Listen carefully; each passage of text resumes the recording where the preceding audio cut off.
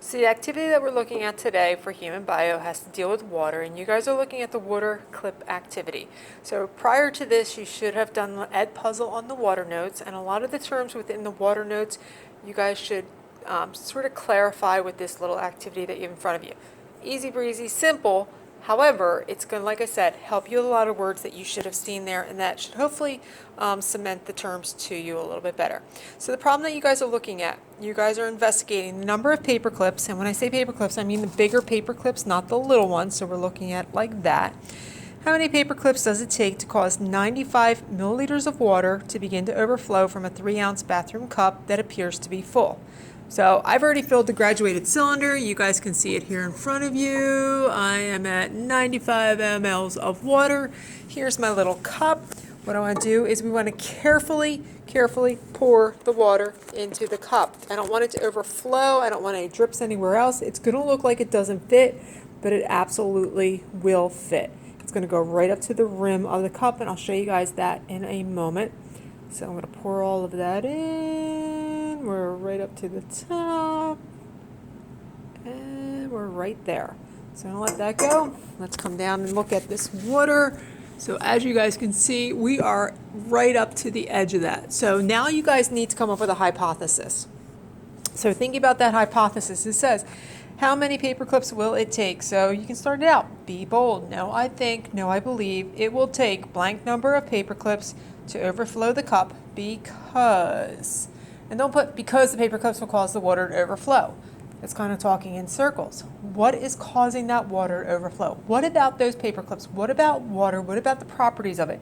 And this is things that you guys should have looked at within that particular video. So we're going to go ahead and start. I would stop the video here for you. You're going to go ahead, create your hypothesis, and give us a because reason. Okay, so stop the video now, start it back up once your hypothesis is complete. So now your hypothesis should be complete. And when you do this, think about your constants. Same size paper clips, we want to drop them from about the same height. We want them to kind of go in the same direction. So I kind of want mine to go in vertical rather than horizontal there because I don't want them building a ladder and start sticking out of the water. It should be the same person dropping them in. So I'm going to start out with 10 paper clips. Remember, we're right up to the edge. Think about what's going on with that particular water properties and the property of bonding that would cause water to kind of stick to itself, as you guys will see here in a moment. So there's 4. We have 5, 6, 7, 8, 9, 10, 11, 12. I said I'd stop at 10. We're going to stop at 12 there. So there's my 12 right there. So what I do want you guys to see is that as we're adding them, and we haven't quite gone over the edge yet, what you're going to see is the water that is basically bubbling right up to the top.